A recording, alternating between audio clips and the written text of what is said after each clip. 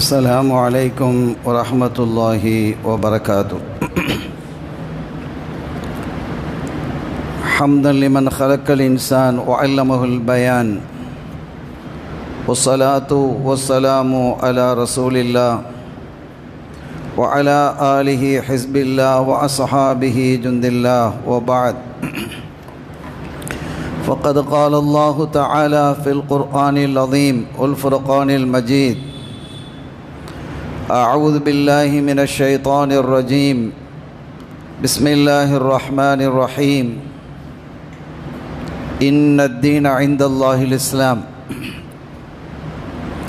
لا أقسم بهذا البلد وأنت حل بهذا البلد. சங்கைக்குரிய அல்லாஹுவின் நல்லடியார்களே, எல்லாம் வல்ல அல்லாஹுவின் பேரருளும் நபிகள் நாயகம் ஸல்லல்லாஹு அலைஹி வஸல்லம் அவர்களது நல்லாசியும் நம் அத்தனை பேர் மீதும் நிலவுமாக. அல்லாஹும் அவனது ரசூலும் எந்தெந்த காரியங்களை எடுத்து நடக்க வேண்டும் என்று நமக்கு கட்டளையிட்டுள்ளார்களோ அவை அனைத்தையும் எடுத்து நடக்கவும், எவைகளை தவிர்ந்து நடக்க வேண்டும் என்று உத்தரவு பிறப்பித்துள்ளார்களோ அவை அனைத்தையும் தவிர்ந்து நடக்கவும் ஆரம்பமாக எனக்கும் உங்களுக்கும் நான் வசியத்து செய்து கொள்கிறேன். அல்லாஹ் தௌஃபீக் செய்வானாக. ஆமீன். சங்கையான பெருமக்களே, இன்றைய ஹுத்துபாவின் உரை மதீனாவும் மதீனா வாசிகளும் என்ற தலைப்பின் கீழ் இன்ஷா அல்லாஹ் அமையும். கடந்த உரையிலே நாம் மக்காவை குறித்தும் ஹஜ்ஜை குறித்தும் காபாவை குறித்தும் பேசினோம். இது ஹஜ்ஜினுடைய மாதமாக இருப்பதின் காரணத்தினால் இந்த தகவல்களை நாம் எல்லோரும் தெரிந்து கொள்ள வேண்டும் என்பதை காட்டிலும் புனிதமான ஹஜ்ஜுக்காக செல்லக்கூடிய ஹாஜிகள் இதை குறிப்பாக கவனிக்க வேண்டும், கவனத்தில் கொள்ள வேண்டும் என்பதற்காகவும் இந்த தகவலை நாம் முன்வைக்கிறோம். கேட்கும் செய்திகளிலிருந்து நாம் பாடம் படித்து அதன் வழியாக அல்லாஹுவினுடைய நெருக்கத்தையும் நம் இதயவேந்தர் காத்தமுர் ரசூல் முஹம்மதுர் ரசூலுல்லாஹி ஸல்லல்லாஹு அலைஹி வஸல்லம் அவர்களினுடைய பாசத்தையும் பெறுவோமாக. கண்ணியத்திற்குரிய பெருமக்களே, ஜியாரத் என்பது, ஜியாரத்துர் ரௌலா என்பது மிக முக்கியமான ஒரு இபாதத் என்பதில் மாறுபட்ட கருத்து இல்லை. இன்னொன்றை நாம் பார்த்தால் அது அதிசயமாக இருக்கும். ஹஜ்ஜினுடைய ஃபர்துகளிலோ ஹஜ்ஜினுடைய ஷருத்துகளிலோ ஹஜ்ஜுகளினுடைய வாஜிபுகளிலோ ஹஜ்ஜினுடைய சுன்னத்துக்களிலோ மதீனா ஷரீஃபுக்கு சென்று ரவுலாவை தரிசிப்பது என்பது இடம்பெறாது. அது தனி ஒரு வணக்கம், இது தனி ஒரு வணக்கம். ஆனால் அதே சமயம் இது எவ்வளவு பெரிய பாரதூரமான விஷயம் என்பதை நான் சொல்வதிலிருந்து நீங்கள் விளங்கிக் கொள்ள முடியும். ஹஜ்ஜினுடைய ஃபர்துகள் என்னென்ன என்பது நமக்கு ஷரியத்தில் தெளிவாக சொல்லப்பட்டிருக்கிறது. அதனுடைய வாஜிபுகள் என்னென்ன, அதனுடைய சுன்னத்துகள் என்னென்ன என்பதெல்லாம் நமக்கு தெளிவாகவே அறிவுறுத்தப்பட்டிருக்கிறது. அந்த ஃபர்து வாஜிபு சுன்னத்துக்களில் கண்மணி பூமான் முஹம்மதுர் ரசூலுல்லாஹி ஸல்லல்லாஹு அலைஹி வஸல்லம் அவர்களை மதீனா ஷரீஃப் சென்று ஜியாரத்து செய்வது என்பது இடம்பெற்றிருக்கிறதா என்றால் இல்லை. ஆனால் ஒன்றை நீங்கள் புரிந்து கொள்ள வேண்டும், அந்த ஜியாரத்து இல்லை என்றால் ஹஜ் நிறைவேறாது என்பதை புரிந்து கொள்ள வேண்டும். ஒரு ஃபர்லை விட்டால் ஹஜ் நிறைவேறாது. ஹஜ்ஜினுடைய ஃபர்துகளில் ஒன்று இஹ்ராம் கட்டுவது. இஹ்ராம் கட்டலைன்னா ஹஜ் நிறைவேறாது.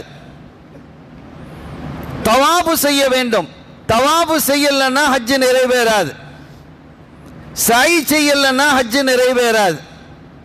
அரஃபாவில் தரிக்கவில்லை என்றால் ஹஜ் நிறைவேறாது. கடைசியாக முடிவெட்டவில்லை என்றால் ஹஜ் நிறைவேறாது. இதெல்லாம் ஹஜ்ஜினுடைய ஃபர்துகள்.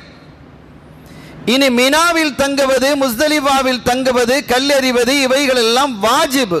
ஹஜ் நிறைவேறிவிடும் என்றாலும் இதில் ஏதேனும் ஒன்றை விட்டால் அதற்காக நாம் ஃபிதியா என்று சொல்லக்கூடிய நஷ்ட ஈடு வழங்கணும்.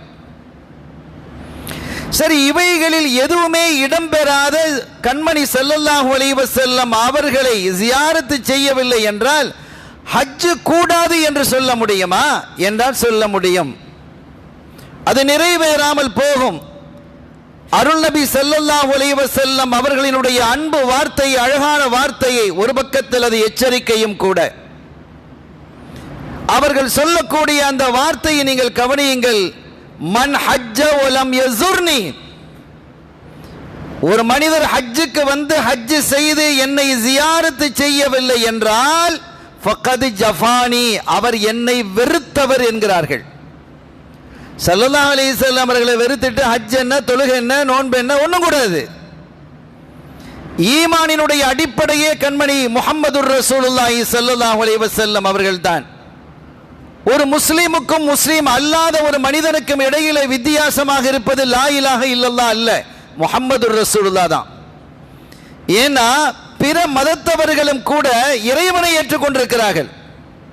கடவுளை ஏற்றுக்கிட்டு இருக்கிறாங்களா இல்லையா? ஓரிரு கொள்கையிலே இருக்கக்கூடிய பல பேர் இருக்கிறாங்க. பல மதத்தை சார்ந்தவர்களில், ஒரே மதத்தை சார்ந்தவர்களில் பல்வேறு கொள்கைகள் இருக்கும். நீங்கள் இந்து மதத்தை எடுத்துக்கொண்டால் சித்தர்கள் என்று இருப்பார்கள், ரிஷிகள் என்று இருப்பார்கள்.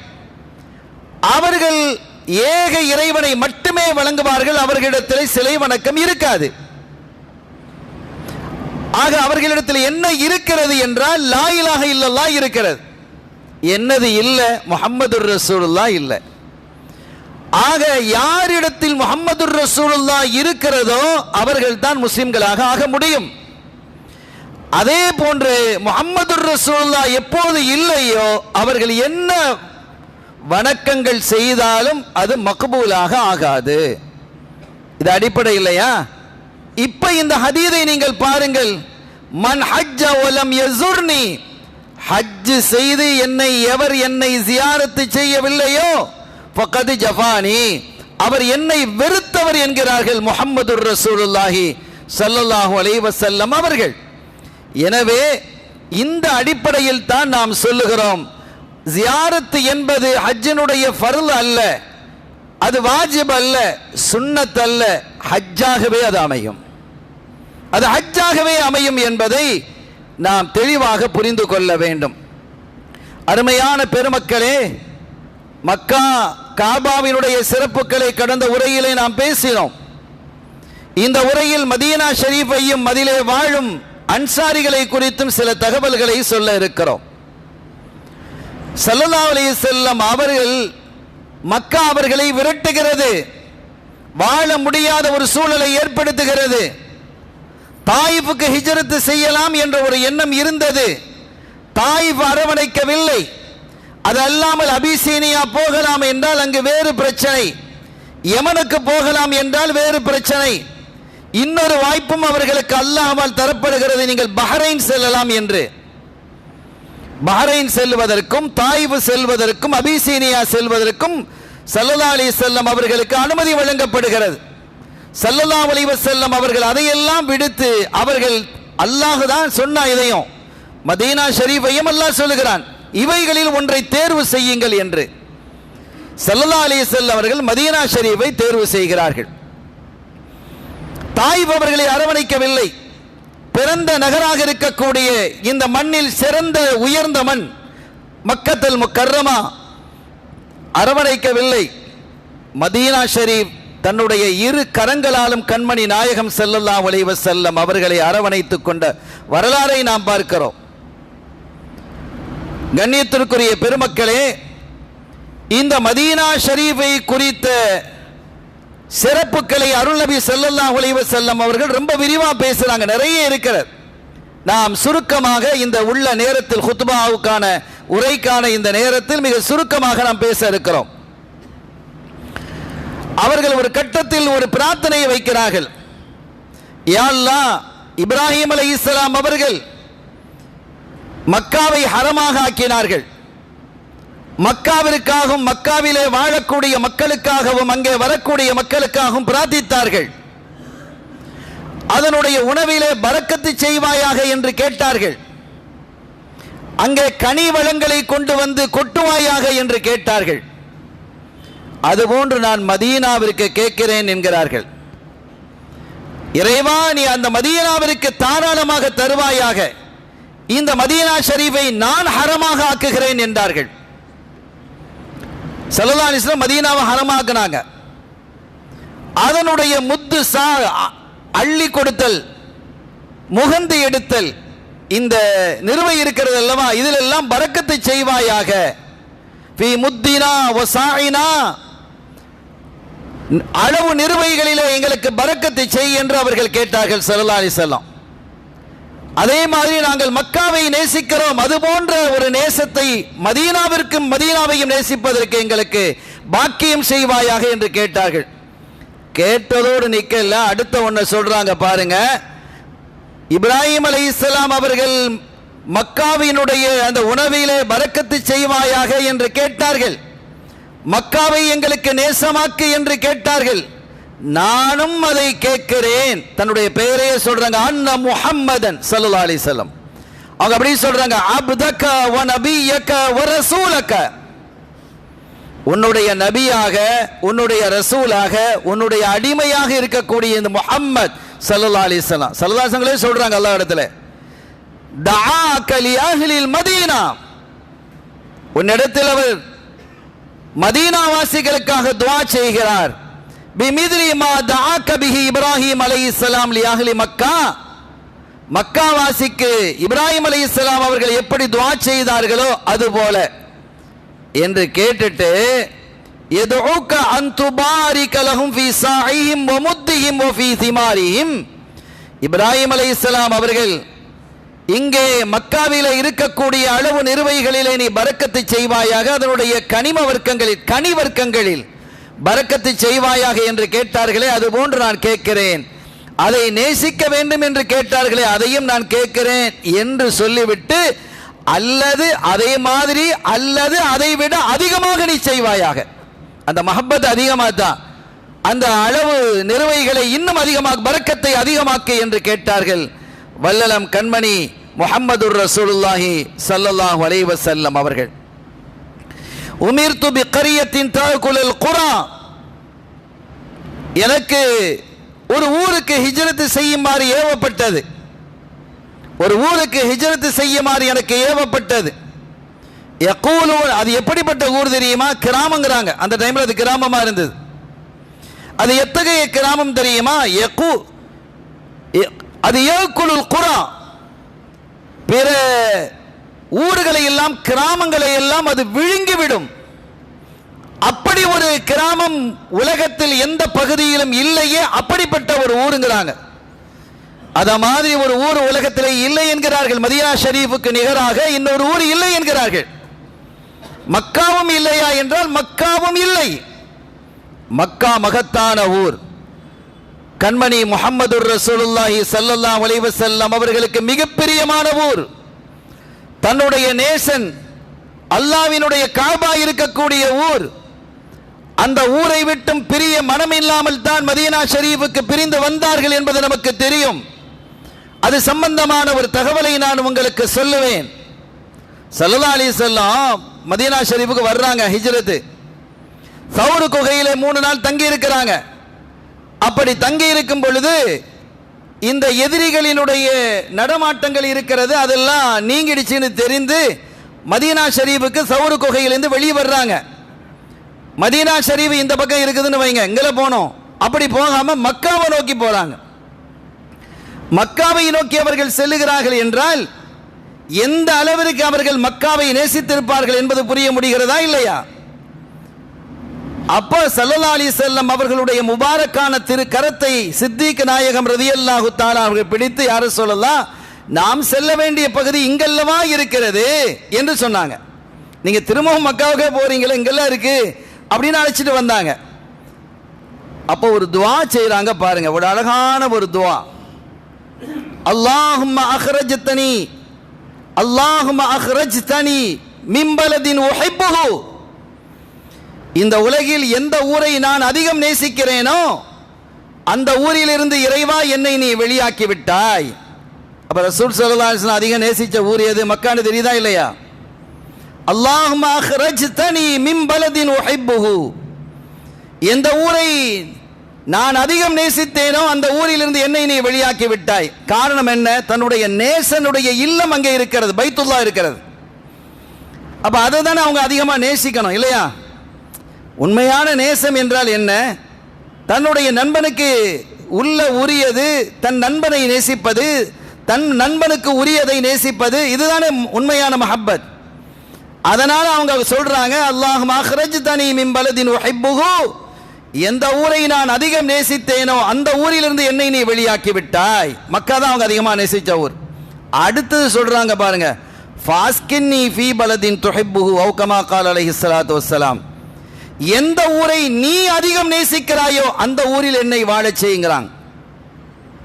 நம்ம புரிஞ்சுக்கிடணும், நீ எந்த ஊரை அதிகம் நேசிக்கிறாயோ அந்த ஊரில் என்னை நீ வாழச் செய். அப்ப அல்லாஹ் அதிகம் நேசிக்கிற ஊர் மதீனா. ஏன்? தன்னுடைய ஹபீப் இருக்கக்கூடிய ஊர் அது. தன்னுடைய ஹபீப் இருக்கக்கூடிய ஊர் என்பதால் மதீனாவை அல்லாஹ் நேசிக்கிறான். தன்னுடைய நேசம், அவனுடைய இல்லம் அங்கே பைத்துல்லா இருப்பதால் ரசூலுல்லாஹ் அதை நேசிக்கிறான். அந்த துஆ அங்கீகரிக்கப்படுகிறது. ஸல்லல்லாஹு அலைஹி வஸல்லம் இன்று வரை மதீனாவிலே ஆளுகிறார்கள், வாழுகிறார்கள். அத்தகைய ஒரு சிறப்புமிக்க ஊராக அது இருக்கிறது. இந்த ஊர் தஅக்குலுல் குரா, அது எல்லா கிராமங்களையும் ஊர்களையும் சாப்பிட்டுடும் அப்படிங்கிறாங்க. அதை முழுங்கிடும்பா. அந்த தமிழ்ல கூட நம்ம சொல்லுவோம், அவ்வளவு பெரிய ஆளா, அட அவனெல்லாம் இவன் முழுங்கிடுவான்பா அப்படின்னா முழுங்கிடுவானா? வாயால முழுங்குறதா? இல்லை. அதையெல்லாம் விட சிறந்த ஒரு ஆற்றல் உள்ள நபருங்கிறத நம்ம சுட்டி காட்டுவோமா இல்லையா? அது அரபியிலும் இருக்கிறது. ஸல்லல்லாஹு அலைஹி வஸல்லம் சொல்றாங்க, தஅக்குலுல் குரா, ஊரில் இருக்க, உலகில் இருக்கக்கூடிய அத்தனை ஊர்களையும் இது சாப்பிட்டு விடும். அப்படிப்பட்ட ஒரு அற்புதமான ஊர் என்கிறார்கள் முஹம்மதுர் ரசூலுல்லாஹி ஸல்லல்லாஹு அலைஹி வஸல்லம் அவர்கள் சொல்லிவிட்டு, யகூலூன யஸ்ரிப், இந்த ஊரை யஸ்ரிப் என்று சொல்லுவார்கள். மக்கள் என்ன செய்றாங்க? யஸ்ரிப் என்று சொல்றாங்க. இனிமேல் இது யஸ்ரிப் அல்ல, ஒஹியல் மதீனா. ஸல்லல்லாஹு அலைஹி வஸல்லம் வந்ததுக்கு பிறகுதான் அது மதீனான்னு பேரு. அதுக்கு முன்னால் அதுக்கு யஸ்ரிப் என்று தான் பெயர் இருந்தது. யஸ்ரிப் என்றால் நல்ல வார்த்தை அல்ல அது. அதனால் ஸல்லல்லாஹு அலைஹி வஸல்லம் அவர்கள் சொன்னார்கள், யாராவது இனிமேல் யஸ்ரிப் என்று சொன்னால், யாராவது மதீனாவை யஸ்ரிப் என்று சொன்னால், அது பழைய பேர், இனி யஸ்ரிப்னு சொல்லக்கூடாது. குர்ஆன்ல ஒரே ஒரு இடத்துல மட்டும் யஸ்ரிப் என்ற வார்த்தையை அல்லாஹ் உபயோகிக்கிறான். இனிமேல் யாரும் மதீனா ஷரீஃபை யஸ்ரிப் என்று சொல்லக்கூடாது. அப்படி யாராவது சொன்னால், ஃபல் யஸ்தக்ஃபிரில்லாஹ ஸலாதா, அஸ்தக்ஃபிருல்லாஹல் அலீம், அஸ்தக்ஃபிருல்லாஹல் அலீம், அஸ்தக்ஃபிருல்லாஹல் அலீம் என்று 3 தடவை அவர் சொல்ல வேண்டும் என்கிறார்கள் முஹம்மதுர் ரசூலுல்லாஹி ஸல்லல்லாஹு அலைஹி வஸல்லம். அந்த ஊரினுடைய பழைய பெயரை கூட நீங்க சொல்லக்கூடாதுங்கிறாங்க. அவ்வளவு கண்ணியமாக அந்த மதீனாவை நீங்கள் நாட வேண்டும், பார்க்க வேண்டும், அதை பற்றி நீங்கள் பேச வேண்டும் என்கிறார்கள் அருள் நபி முஹம்மதுர் ரசூலுல்லாஹி ஸல்லல்லாஹு அலைஹி வஸல்லம் அவர்கள் என்பதை நாம் இங்கே புரிய வேண்டும். அருமையான பெருமக்களே, இந்த மதீனா ஷரீஃபிற்கு நிறைய பெயர்கள் இருக்கிறது. குறிப்பாக 12 பெயர்கள் இருக்கிறதாக அறிஞர்கள் சொல்லுவார்கள். அத்தார், வீடு என்றால் அதுதான் வீடு. ஏன் தார் என்று சொன்னாங்க, அதை வீடுன்னு ஏன் சொன்னாங்கன்னா, ஒரு மனுஷன் எங்க தான் வெளியில போனாலும், எவ்வளவு பெரிய சுற்றுலா தலங்களுக்கு சென்றாலும் தன்னுடைய வீட்டில் வந்து ஒதுங்குற மாதிரி இருக்குமா? பெரிய பெட்ரூம் இருக்கும், ஏசி எல்லாம் இருந்தாலும் கூட தன்னுடைய வீட்டில் சின்ன ரூமா இருக்கும், பெரிய ஏசிலாம் இருக்காது. ஆனால் அதில் வந்து படுத்தாதான் அவருக்கு நிம்மதியாக இருக்கும். இது இயல்பாக மனித குணம். அது தன்னுடைய சொந்த வீட்டுக்கு வந்து ஒதுங்குவது மாதிரி இருக்காது. எனவேதான் ஸல்லல்லாஹு அலைஹி வஸல்லம் அவர்கள் மதீனா ஷரீஃபை தார் என்றார்கள், அது உங்களுடைய சொந்த வீடு மாதிரி என்றார்கள். அடுத்து அவர்கள் சொன்னார்கள், இந்த மதீனாவினுடைய இன்னொரு சிறப்பு பெயர் அல் ஈமான். ஈமான் என்றாலே மதீனா தான், அதற்கு ஈமான் என்று சொன்னார்கள். தைபா, தாபா, மனமானது, வாசனையானது என்றும் அதை குறிப்பிட்டு காட்டினார்கள். ஏன் ஈமான் என்று சொன்னார்கள் என்றால், இன்னல் ஈமான் யஸீரு இலல் மதீனா, கடைசி காலத்தில் மதீனா ஷரீஃபில் தான் ஈமான் இருக்கும். இந்த தஜ்ஜால் வந்ததுக்கு பிறகு பெரிய பிரச்சனையாயிடும், நிறைய மாற்றங்கள் ஏற்பட்டுவிடும், நிறைய மக்கள் சத்திய மார்க்கத்தை விட்டு வெளியாகி விடுவார்கள், தஜ்ஜாலை இறைவன் என்று கருதுவார்கள். ஏன்னா அவன் அந்த மாதிரி காரியங்கள்லாம் செய்வான், அவ்வளவு பெரிய ஆற்றலை கொடுத்திருக்கிறான் அல்லாஹ். ஒரு கையில சொர்க்கத்தை வச்சிருப்பான், இன்னொரு கையில நரகத்தை வச்சிருப்பான். நிறைய விஷயங்களை, மழை பெய்யண்டா மழை பெஞ்சிரும், உங்களை மழை இல்லையா, மழை பெய்ய அப்படின்னு சொன்னா மழை பெஞ்சிரும். இப்படி எல்லாம் ஒரு சோதனையான காலம் அது. சாதாரணமாக மாட்டையும் ஆட்டையும் கடவுளாக கருதக்கூடிய மக்கள் என்ன செய்வாங்க பார்க்குறாங்களா இல்லையா? மாட்டையே கடவுளாக்கி மாட்டினுடைய சாணமும் அதனுடைய சிறுநீரும் பாக்கியமானது, நோய் நிவாரணி என்று சொல்லக்கூடிய இந்த காலகட்டத்தில், விஞ்ஞானம் அணுயுகம் காலத்திலே இப்படியெல்லாம் பேசிட்டு இருக்கிறாங்க. சில மருத்துவர்களே பேசுறாங்க.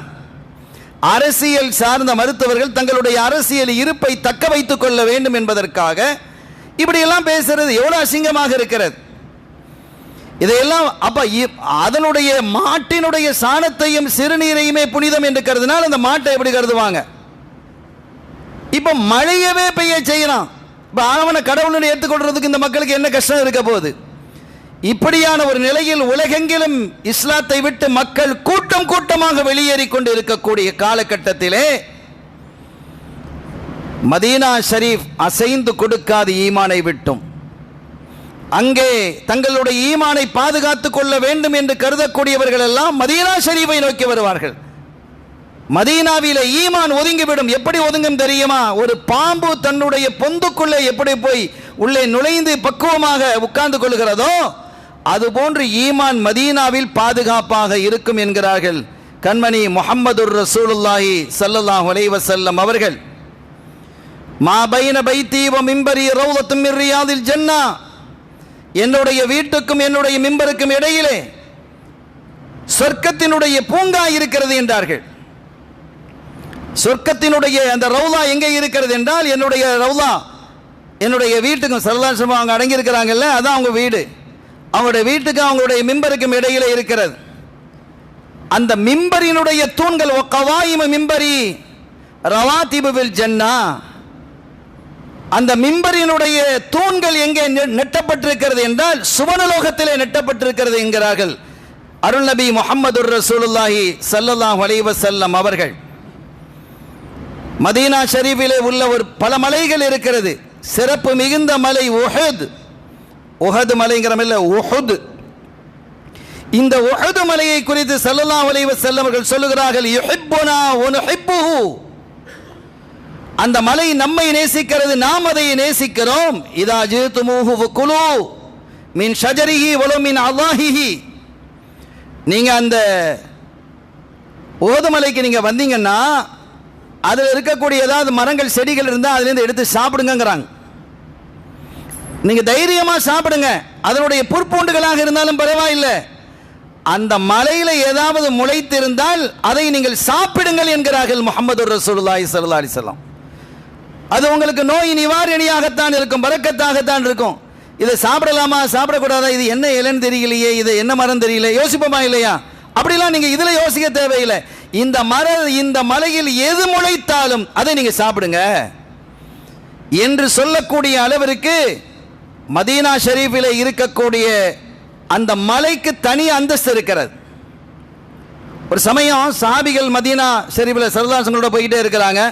நிறைய புழுதி சேர்ந்து, ஒரு ஆள் போனால் பிரச்சனை இல்லை, ஒரு கூட்டமாக போகும்போது குதிரைகளில் ஒட்டங்களில் போகும்போது அந்த புழுதி கிளம்புமா இல்லையா? அப்போ புழுதி கிளம்பும்போது சஹாபிகள் என்ன செஞ்சாங்க, அந்த துணியை வச்சு அந்த முகத்தை மூடினாங்க. ஸல்லல்லாஹு அலைஹி வஸல்லம் அவர்கள் சொன்னார்கள், என்ன முகத்தை மூடுறீங்க அப்படின்னு கேட்டாங்க. யார் சொல்லுவா? புழுதியாக இருக்குது. பொதுவாக புழுதி வந்தால் முகத்தை மூடணும் இல்லையா? புழுதி ஏற்பட்டால் முகத்தை அது உள்ளே போனால் இனி சிரமங்கள் ஏற்படும், சில அசௌகரியங்கள் ஏற்படலாம், ஜலதோஷம் ஏற்படலாம், ஏதோ ஒன்று ஏற்படணும் வைங்களேன், உடலுக்கு பொருத்தம் இல்லாத விஷயங்கள் ஏற்பட்டுவிடும். ஆனால் மதீனாவினுடைய புழுதி அப்படி அல்ல. ஊபாருல் மதீனத்தி ஷிஃபாஉம் மினல் ஜுதாம். மதீனாவினுடைய மணலிலே ஏற்படக்கூடிய அந்த புழுதி இருக்கிறதே, அது வெண்குஷ்டத்தை நீக்கக்கூடிய மருந்தாக அமையும் என்றார்கள் மானல் நபி முஹம்மதுர் ரசூலுல்லாஹி ஸல்லல்லாஹு அலைஹி வஸல்லம் அவர்கள். இன்னொரு கட்டத்தில் சொன்னாங்க, பிஸ்மில்லாஹி துர்பத்தி அர்தினா பிரீகத்தி பஅதினா வைஷ்வா சகீமுனா பீதினி ரப்பினா. சில பேர் நோயாக இருக்குது, நாயகமே அரிச்சலாக இருக்குது, சொரிஞ்சலாக இருக்குது அப்படின்லாம் வந்து முறையிட்ட போது நீங்கள் பிஸ்மில்லான்னு சொல்லுங்கள். சொல்லி இந்த மண்ணில் உமிழ்ங்க, துப்புங்க. துப்பி அந்த மணலை எடுத்து உடம்பு பூரா நீங்கள் என்ன செய்யுங்க? தடவுங்க, பிஸ்மில்லான்னு தடவுங்க. அல்லாஹ் உங்களுக்கு ஷிஃபா தந்துருவான்டாங்க. ஏனெனில் மதீனாவினுடைய மணல் மணல் அல்ல, அது மருந்து என்றார்கள். பிஸ்மில்லாஹி துர்பத்தி அர்தினா, நம் பூமியினுடைய இந்த மணல் இருக்கிறதே, இந்த மணலோடு பிரீகத்தி பஅதினா, ஒரு முஸ்லிமினுடைய ரீக் என்று சொல்லக்கூடிய எச்சில் கலக்குமேயானால் வைஷ்வா சகீமுனா, நம்முடைய நோயாளி சுகமாக்கப்பட்டு விடுவார், பீதினி ரப்பினா, நம் ரப்பினுடைய உத்தரவு கொண்டு என்று அருள்நபி ஸல்லல்லாஹு அலைஹி வஸல்லம் அவர்கள் இந்த மதீனா ஷரீஃபினுடைய இந்த புனிதமான மணலை குறித்து பேசியிருக்கிறார்கள். ஆக ஒவ்வொரு பகுதியும் ஒரு தனித்தனி சிறப்பு வாய்ந்தது என்பதை இங்கே நாம் குறிப்பிட முடியும். இன்னொரு கட்டத்திலே சொன்னார்கள், மன் அகாஃப அஹ்லல் மதீனத்தி, யாராவது மதீனாவாசிகளை அச்சுறுத்துவார்களே ஆனால் அதாபஹுல்லாஹு அஸ்ஸ வ ஜல்ல, அல்லாஹு தஆலா அவரை வேதனை செய்து விடுவான். அவர் எப்படி ஆகுவார் தெரியுமா? கமா யதூபுல் மில்ஹு ஃபில் மா, எப்படி உப்பு தண்ணீரிலே கரைந்து போய் விடுமோ அதுபோல இவர் இல்லாமல் போய் விடுவார். யார் மதீனாவாசிகளை அச்சுறுத்துகிறாரோ அவர் ஆளே இல்லை, ஒன்றும் இல்லை. அவர் எவ்வளவு பெரிய வலிமையாக இருந்தாலும் வலிமை இழந்து விடுவார், ஒன்றும் இல்லாமல் போய் விடுவார். அல்லாஹ் நெருப்பை கொண்டு அவரை சோதிப்பான் என்பது போன்ற கருத்தை அருள்நபி முஹம்மதுர் ரசூலுல்லாஹி ஸல்லல்லாஹு அலைஹி வஸல்லம் அவர்கள் குறிப்பிடுகிறார்கள். ஸல்லல்லாஹு அலைஹி வஸல்லம் மதீனா ஷரீஃபுக்கு வர்றாங்க. வரும் வழியிலே எத்தனையோ நிகழ்வுகள் ஹிஜ்ரத்தில் வரும்போது, இன்ஷா அல்லாஹ் அது அடுத்த துல்ஹஜ்ஜினுடைய கடைசி மாதம் முஹர்ரம் துவங்கக்கூடிய காலகட்டத்திலே அதை பற்றி நாம் விரிவாக பேசுவோம். ஒரு சின்ன தகவலை நான் உங்களுக்கு சொல்கிறேன் பாருங்கள். மக்காலிருந்து ஹிஜ்ரத் மதீனா ஷரீஃப் வரும் பொழுது தாங்கள் வந்த பகுதி இருக்கிறல்லவா, பாதை இருக்கிறல்லவா, அதையெல்லாம் பயமற்றதாக ஆக்கிட்டாங்க ஸல்லல்லாஹு அலைஹி வஸல்லம். ஏதோ ஒரு மக்காலிருந்து மதீனா போனாங்க அப்படி கிடையாது. போற வழியெல்லாம் மக்கள் பயணிப்பதற்கு தயாரான பகுதியாக, தைரியமாக செல்லக்கூடிய பகுதியாக மாற்றி அமைச்சாங்க. ஒரு கட்டத்தில் ஒரு பகுதி, இப்போ அதில் வந்து ஸல்லல்லாஹு அலைஹி வஸல்லம் யார் போகிறா? சித்திக் நாயம் போகிறாங்க, ஒரு பணியாளர் போகிறாங்க, ஒரு வழிகாட்டி, அவர் பேர் சாயிது, அவர் வழிகாட்டி போகிறார். 4 பேரும் தான் போயிட்டு இருக்கிறாங்க மக்கால இருந்து. அப்போ ஒரு கட்டத்தில் பாதை 2ஆக பிரிகிறது. இப்படி போகிறதா இப்படி போகிறதா அப்படின்னு கேட்கும்போது அப்போ அவங்க சொன்னாங்க, யாரும் சொல்லுதா இந்த பாதை தான் ஷார்ட் பாதை அப்படின்னு, யார் சுருக்கமான பாதை, இது வழியாக போனால் கொஞ்சம் ஷார்ட்டாக இருக்குது, சீக்கிரம் போயிடலாம் அப்படின்னு சித்திக் நாயகம் சொன்னாங்க. ஏன்னா அவங்க அடிக்கடி பிரயாணம் செஞ்சுருக்கிறாங்க ஷாமுக்கு, சிரியாவிற்கு வியாபார நோக்கமாக. அப்போ சாயிது சொன்னாங்க, சாயிது என்றால் அங்கே வழிகாட்டியாக வரக்கூடியவங்க, அவங்க சொன்னாங்க, யாரும் சொல்லலாம் அபூபக்கர் சித்திக் நாயகம் சொல்கிற மாதிரி குறுகிய பாதை தான், ஆனால் இந்த பாதை பாதுகாப்பான பாதை, இன்னொரு பாதை அது கொஞ்சம் லாங்காக தான் இருக்குது, அது பாதுகாப்பு பிரச்சனை இல்லை. ஆனால் இங்கே 2 பேர் இருக்கிறான், இந்த வழியில் 2 வழிப்பறி கொள்ளையர்கள் இருக்கிறாங்க. அவன் நிறைய வர்ற ஆட்களை எல்லாம் கொள்ளையடிச்சிருவான், ரொம்ப துணிச்சல் மிக்கவர்கள், சொல்ல போனால் கொலையும் செஞ்சிருவான். அந்த மாதிரி பொல்லாத 2 பேர் இருக்கிறானுவ. அதனால அந்த பகுதியை விட்டுட்டு நாம கொஞ்சம் தூரமாக போனாலும் பரவாயில்ல, இப்படி போயிடலாம் அப்படின்னு சொல்லும் பொழுது ஸல்லல்லாஹு அலைஹி வஸல்லம் என்ன செய்கிறாங்கன்னு கேட்டால், எந்த பாதையை தேர்ந்தெடுக்கிறாங்க? அந்த ஷார்ட் பாதையை தேர்ந்தெடுக்கிறாங்க. அது ஷார்ட்டாக இருக்கிறதுக்காக இல்லை, அந்த 2 பேரையும் நான் பார்க்கணுங்கிறாங்க. அந்த 2 பேரையும் நான் பார்க்கணும் அப்படின்னாங்க. சாபி ரெண்டு பேர் அவங்கெல்லாம் அசந்து போயிட்டாங்க. சரி ரசூலுல்லாஹ் பார்க்கணுங்கிறாங்க, வாங்கன்னு சொல்லி போயாச்சு. ஒரு இடத்துக்கு போய் தங்குறாங்க. இப்போ அவங்கள எங்கே அப்படின்னு கேட்கும்போது அந்த சாது சொல்கிறாரு, யாரும் சொல்லலாம் அவனுக்கு இப்போ வரமாட்டானோ, அவனை வர்றதுக்குன்னு ஒரு நேரம் இருக்கும். எங்கே கிடக்கிறான்னு நமக்கு தெரியாது. எல்லாம் மலை குன்று பகுதிகளாக இருக்கிறது, எங்கேயா ஒழிஞ்சிருப்பான். இந்த பகுதியெல்லாம் அவனுக்கு அத்துப்படி. அதனால் மாலை வேலை வரும்போது அந்த இடத்துல வெளியில் வருவாங்க, நான் போய் பார்க்குறேன். சரி நான் வரவா, நானே வந்து அவர்களை பார்க்கவா அப்படிங்கும்போது, இல்லை நாயகமே நீங்கள் இருங்க, நான் எப்படியா பார்த்து அவனை கூட்டிகிட்டு வந்துடுறேன். இப்போ என் கையில் ஒன்றும் இல்லை, அவன் கொள்ளை அடிக்கிறதுக்கு எதாவது என்கிட்ட இருக்கா, ஒன்றும் கிடையாது, நான் பார்த்துக்கிறேன். நேராக போய் கடைசி அந்த 2 நபர்களை சந்தித்து, உங்களை ஒரு ஆள் பார்க்கணுன்னு விரும்புகிறாங்க, நீங்கள் வர்றீங்களா? எங்களை பார்க்கறதுக்கு ஆள் வருதா? என்னப்பா இது அதிசயமாக இருக்குது. நாங்கள் தானேப்பா இது வரைக்கும் வர்ற ஆட்கள் எல்லாம் பதம் பார்த்துக்கிட்டு இருந்தோம், எங்களை பார்க்கறதுக்கு ஆள் வருதா?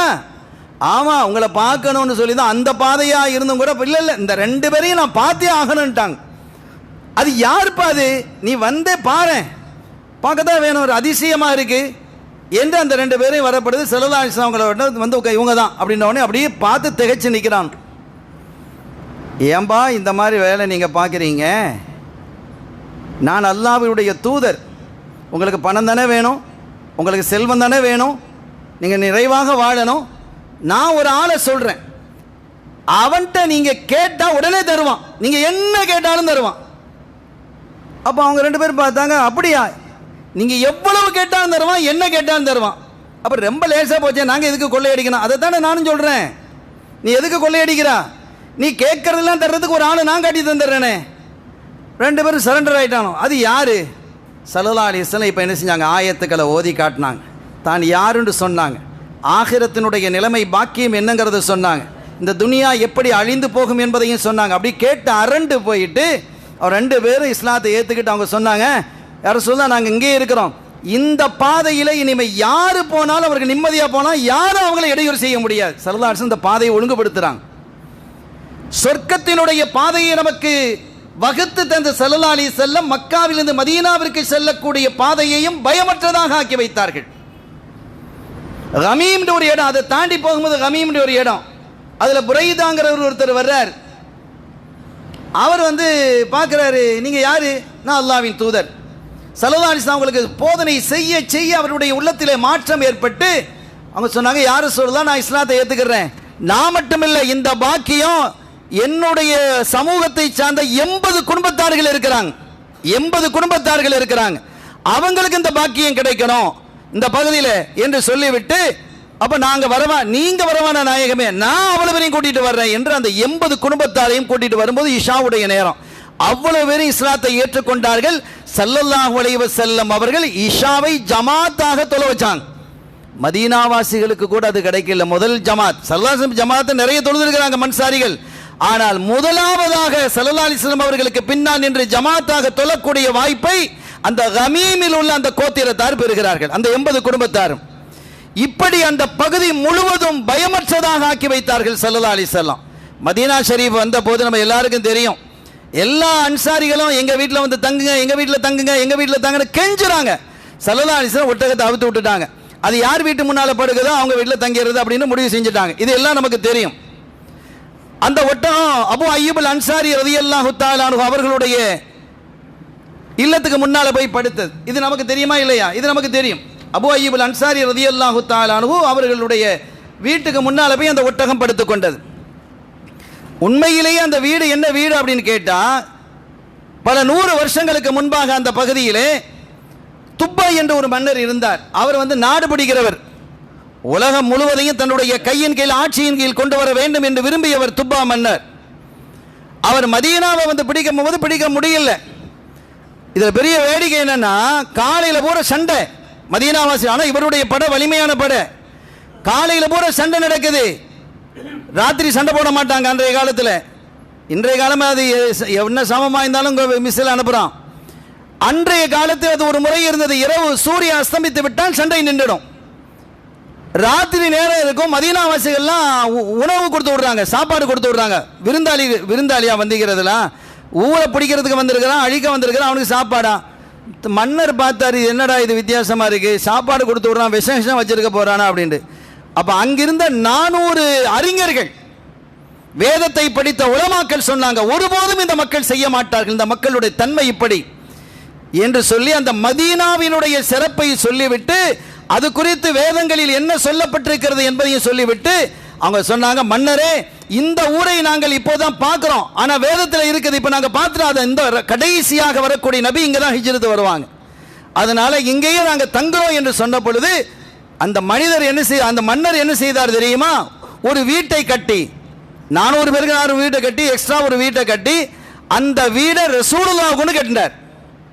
ஸல்லல்லாஹு அலைஹி வஸல்லம் அவர்களுடைய வீடு. அது வாரிசாக யார் கையில் வந்து சேர்ந்தது? அபூ அய்யூப் அன்சாரி ரலியல்லாஹு தன்னுடைய கையில் வந்தது.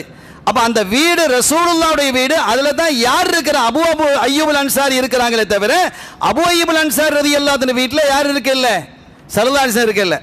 ஸல்லல்லாஹு அலைஹி வஸல்லம் வீட்டில் தான் அபூ அய்யூப் அன்சாரி இருந்திருக்கிறாங்க. அந்த அரசர் அப்பவே ஈமான் கொண்டு ஒரு கடிதம் ஒன்று எழுதுகிறார், கவிதையாக. யாருக்கு? ஸல்லல்லாஹு அலைஹி வஸல்லம் உங்களுக்கு அப்பவே எழுதி வைக்கிறார். எழுதி தன்னுடைய அங்க யாரு பொறுப்பு கொடுக்கிறாரோ வாழையடி வாழையாக உங்களுக்கு பிறகு யார் வந்தாலும் அதை அவங்கள்ட்ட கொடுத்துடணும். ஒருவேளை என்னுடைய வயசு நீளமாகி அவங்களுடைய காலத்தில் வாழக்கூடிய பாக்கியம் எனக்கு கிடைத்தால் நான் என்ன செஞ்சுக்கிடுவேன்? நானே போய் கொடுத்துருவேன். ஷஹித்து அலா அஹ்மத ரசூலுல்லாஹி பாரி நஸம், நான் சாட்சி சொல்கிறேன் அல்லாஹ்வின் திருத்தூதர் பாரிஉன் நஸம், இந்த மக்களை படைத்து பரிபோஷிக்கக்கூடிய அல்லாஹ்வினுடைய திருத்தூதராக ஸல்லல்லாஹு அலைஹி வஸல்லம் அவர்கள் இருக்கிறார்கள். அந்த அஹ்மத் ஸல்லல்லாஹு அலைஹி வஸல்லம் அவர்கள் இருக்கிறார்கள். ஃபலோ முத்த உம்ரி இலா உம்ரிஹி, என்னுடைய வயசு அவங்க வயசு வரைக்கும் நீளமாக ஆக்கப்பட்டால் லகுந்து வஸீரன் லஹு வப்ன அம், இன்னொரு லகுந்து சிஹ்ரன் லஹு வப்ன அம், நான் அவங்களுக்கு சாச்சா மகன் மாதிரியும் அவங்களுக்கு முக்கியமான ஒரு அதிகாரியாக நான் அமைச்சராக அந்த அரசருக்கு அமைச்சராக நான் இருந்து அவர்களுக்கு நான் பணிவிடை செய்வேன் என்று ஒரு கடிதத்தை எழுதி அங்க கையில கொடுக்கிறாங்க. அத்தகைய ஒரு அற்புதமான ஊர் தான் மதீனா ஷரீஃப். அந்த மதீனாவிலே வாழ்ந்த அன்சாரிகளினுடைய சிறப்பை பற்றி சொல்வோம் என்று குறிப்பிட்டோம், அதற்கான கால அவகாசம் இல்லை. அருமையான பெருமக்களே, இத்தகைய சிறப்பும் மகத்துவமும் மாண்பு மிக்க அற்புதமான அந்த ஊருக்கு ஏன் இந்த சிறப்பு கிடைத்தது என்றால் வல்லல் ஸல்லல்லாஹு அலைஹி வஸல்லம் வர்றதுனால தான். மதீனா ஷரீஃபுக்கு வராம அவங்க யமனுக்கு போயிருந்தா அந்த சிறப்பு யமனுக்கு தான் போயிருக்கும். அங்க போகாம தாயிஃபுக்கு போயிருந்தால் தாயிஃபுக்கு கிடைச்சிருக்கும், பஹ்ரைன் போயிருந்தால் பஹ்ரைன் கிடைச்சிருக்கும், அபிசீர் எங்க போனாலும் அவங்களுக்கு கிடைக்கும் அந்த ஊர். எனவே ஸல்லல்லாஹு அலைஹி வஸல்லம் அவருடைய வருகையால் மதீனா ஷரீஃப் மகத்தான பாக்கியம் பெற்றது. அத்தகைய பாக்கியம் பெற்ற அந்த ஊரிலே சென்று எஜமானை வல்லலம் கண்மணி நாயகம் ஸல்லல்லாஹு அலைஹி வஸல்லம் அவர்களை தரிசிக்காமல் எவர் திரும்புகிறாரோ ஹஜ் செய்து அவர் என்னை வெறுத்தவர் என்று சொல்லிட்டாங்க ஸல்லல்லாஹு அலைஹி வஸல்லம். எனவே அவர் ஹஜ் செஞ்சலாம் வேலை இல்லை. வேலை இருக்கா? இல்லையே. எனவே தான் நாம் சொன்னோம், ஹஜ்ஜினுடைய ஃபர்லாக வாஜிபாக சுன்னத்தாக ஜியாரத்து நபி ஸல்லல்லாஹு அலைஹி வஸல்லம் அவர்களுடைய அந்த ஜியாரத்து இல்லை என்றாலும் ஹஜ்ஜாகவே அது அமைகிறது என்பதை புரிந்து கொண்டு புனிதமான ஹஜ்ஜை நோக்கி செல்லக்கூடியவர்கள் அந்த புனிதமான மண்ணிலே அதிகம் சலவாத்துக்களை சொல்லி மிக அதபோடு நடந்து கொண்டு அந்த மண்ணிலே வாழக்கூடியவர்களையும் வந்தவர்களையும் கண்ணியப்படுத்தி ஸல்லல்லாஹு அலைஹி வஸல்லம் அவர்களுடைய பிரியத்துக்கு உரித்தானவர்களாக தாயகம் திரும்பி வருவதற்கு அல்லாஹ் தௌஃபீக் செய்வானாக. அவர்களுடைய ஹஜ் உம்ரா ஜியாரத்தை அல்லாஹ் கபூல் செய்வானாக. புனிதமான அந்த ஹஜ்ஜை மேற்கொள்ளக்கூடியவர்களுக்கு முழுமையான ஆஃபியத்தையும் ராஹத்தையும் சலாமத்தையும் அல்லாஹ் வழங்கி அருள்வாளிப்பானாக. பிஹக்கி ஹபீபிஹி ஸல்லல்லாஹு அலைஹி வஸல்லம். எல்லாம் வல்ல அல்லாஹ்வின் அருளையும் ஸல்லல்லாஹு அலைஹி வஸல்லம் அவர்கள் ஷஃபாத்தையும் பெறுவோமாக. وآخر دعوانا الحمد لله رب العالمين والسلام عليكم ورحمة الله وبركاته.